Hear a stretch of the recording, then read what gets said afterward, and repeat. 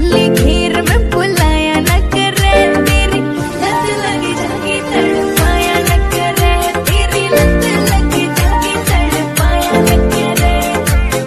ए रहा नहीं जाता, तड़प ही ऐसी है ना। नहीं छोटी बच्ची हो क्या?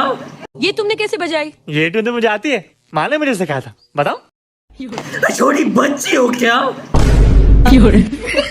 शाबाश बेटा, बहुत बढ़िया मुन्ना।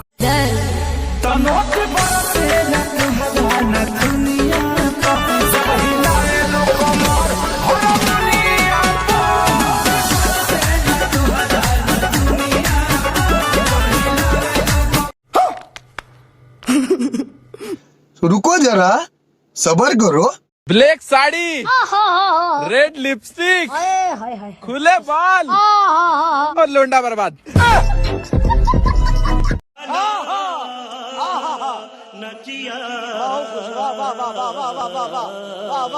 तुम लोग नए हो तो सब्सक्राइब करो, वो जो लाल वाला बटन है उसके साथ सूर्य नमस्कार करो या फिर अनुलोम विलोम, मुझे नहीं पता, बस क्लिक हो जाना चाहिए।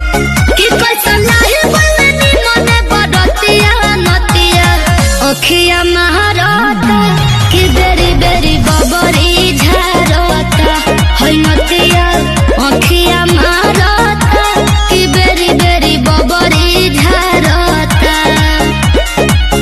कितने तेजस्वी लोग हैं हमारे पास, कितने शानदार विचार रखते हैं जी। और नीचे जो वो सब्सक्राइब का बटन है ना, उसको हिट करो। काहे तो हर भोरे से लटकल बलोला हो, लटकल बलोला। हाँ तो सुनी ना, ए राजा छोटा सा फसेना गर्मी होला, राजा छोटा सा फसेना गर्मी होला, राजा जाई बाजार ले ले आई एगो कोको कोला, राजा जाई बाजार ले ले आई एगो कोको कोला। कौन है ये लोग, कहाँ से आते हैं?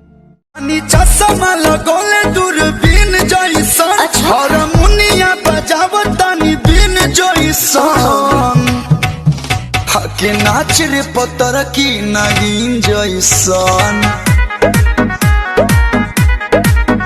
हके नाच रे पतर की नागिन जैसन।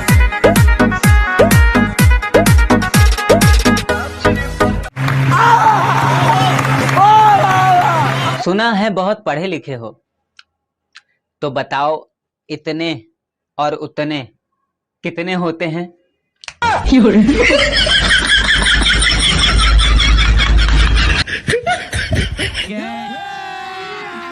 अभी मजा आएगा ना भिड़ो। खटत बा